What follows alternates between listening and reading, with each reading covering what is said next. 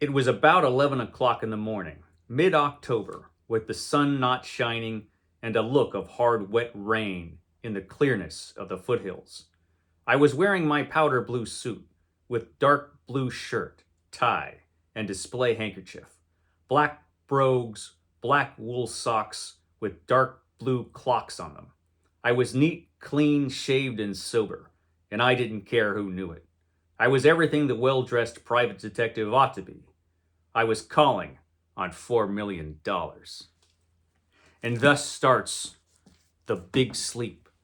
Hello, my friends. Hello, and welcome once again to the mysterious Vaughn Manor, where Roger and I are here today to talk about a bookshelf essential. Bookshelf Essentials. This is a series of videos that is based on a series of videos that David Wiley is doing. David Wiley, the great booktuber David Wiley. You should all check out his magnificent channel. But Bookshelf Essentials, those are books that you would not get rid of for any reason. They are essential to your personal library. And the book I'm talking about today certainly is. That would be The Big Sleep by Raymond Chandler, a Philip Marlowe novel. Philip Marlowe, one of the most, he's probably the definitive private detective from literature. He was not the first hard-boiled private detective, but he's probably the most important. Raymond Chandler wrote a series of novels about Philip Marlowe. He started his career writing detective stories in Black Mask magazine. Black Mask magazine, the greatest pulp detective magazine of all time. Very important magazine, Black Mask. And Raymond Chandler started writing detective stories for that, and he started writing Philip Marlowe stories in Black Mask. Although, if I'm remembering correctly, when Philip Marlowe first showed up, his name was Mallory. But he got a name change and became Marlowe. And a few of his early books were actually based on some earlier short stories that he did. And they're fantastic novels, the Philip Marlowe novels. Just great stuff. And hugely influential, to the point that if you're thinking about an old school private detective, usually the character you're thinking of is Philip Marlowe. Philip Marlowe is a character that just so many writers copied and did their own versions of. And it's no wonder, because he's a fantastic character. And the Philip Marlowe novels are really excellent books, for the most part.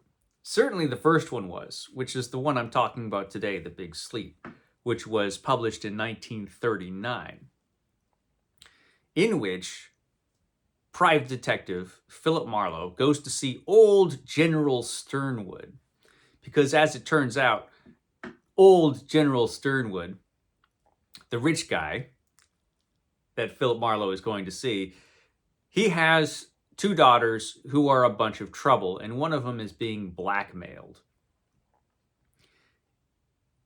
And so Philip Marlowe is hired basically to take care of the blackmail. But there's other stuff going on, including a missing guy, Rusty Regan, who has vanished.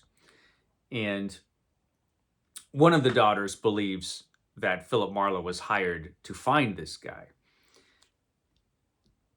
And all of this stuff ties together in a really interesting way. The Big Sleep is famous for being extraordinarily complex as far as the plot goes.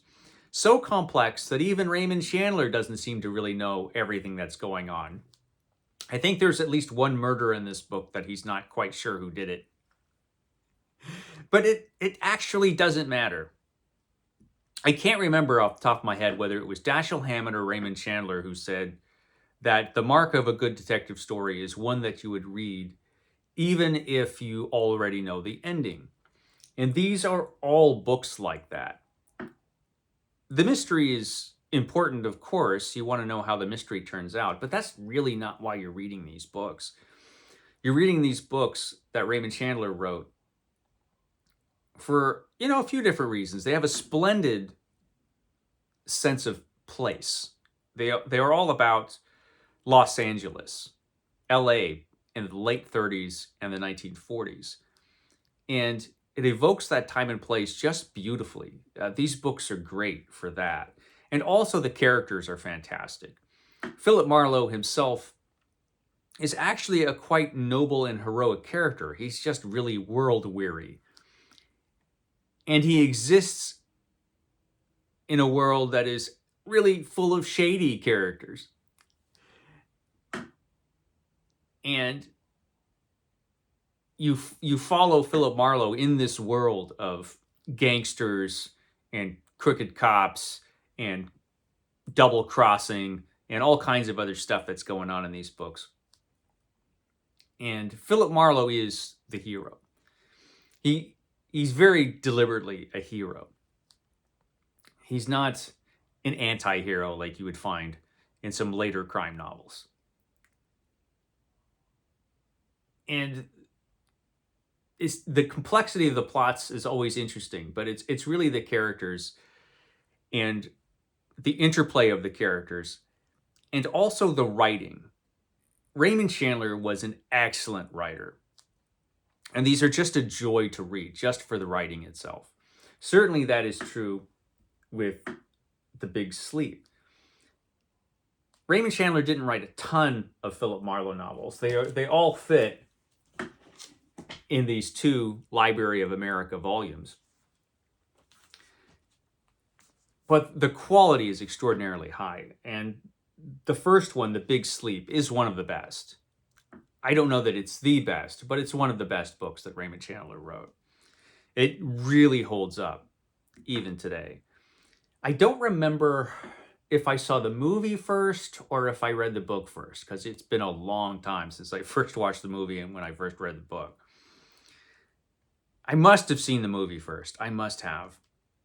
Although there's some significant differences. And the movie I'm talking about is the original one with Humphrey Bogart. There were a couple of them. The first one was good. The second one was not so good. I don't know if they ever made any other versions of The Big Sleep. Not that I'm aware of, although it's possible. I'm surprised that there isn't a Netflix series on Philip Marlowe. There probably will be any minute.